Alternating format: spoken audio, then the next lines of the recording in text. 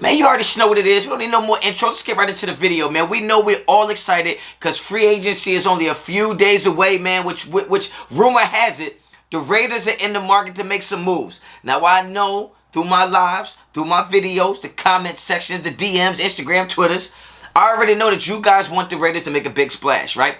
But it is to my understanding that we are more than one splash person away from being a contender. We are more than just one wide receiver away from being a contender. We are more than just one cornerback away from being a contender. We have multiple spots we have to fill between free agency and the draft. And when you really think about it, the Patriot Way, which is not going to be the Raider way, I guess, because you got a lot of the Patriots organizational pieces now in the Raiders organization. So I feel like if they're going to bring in the same type of culture they had over there and the same type of game plan and schematics and analytics and stuff like that they had over there, it is to my understanding that, yeah, the Raiders will be active and I think they will pursue certain people, but I don't know if the Raiders are actually going to overspend for anybody. I'm just not sure. I'm not saying they won't. I'm not saying it's a fact that they're not going to do that. I'm just saying it's to my understanding that I'm not sure if they're going to do that. When you think about the success that the Patriots have had in the past, the outside of Randy Moss, they've never really been a one-trick pony. They've never been like a one huge megastar surrounded by... It's never really been like that. It's always been done by committee, all hands on deck, the right pieces at the right times to get the job done. So...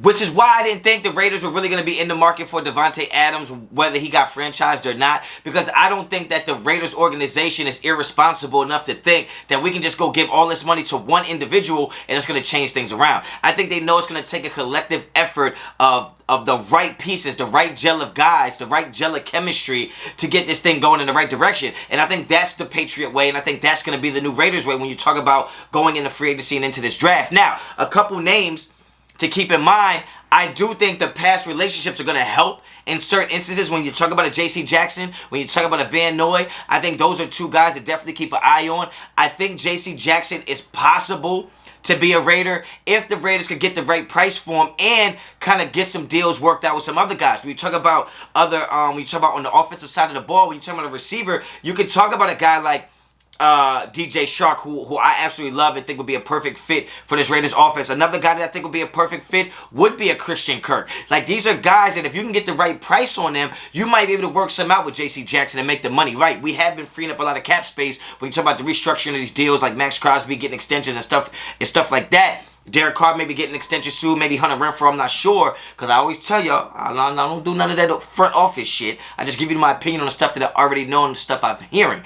But I think that the relationship the Patriots organization has with certain players and knowing how they run things, you could see us having a better chance of getting guys like J.C. Jackson and Van Noy, Hightower, whatever the case may be. Guys that are under the radar, to me, are guys like Jacoby Myers. I know I spoke about him before. He's done his best work in the slot, but... and you guys will be like, well, how's that going to help us? We already have Hunter Renfrow. It's a thing called depth. Depth.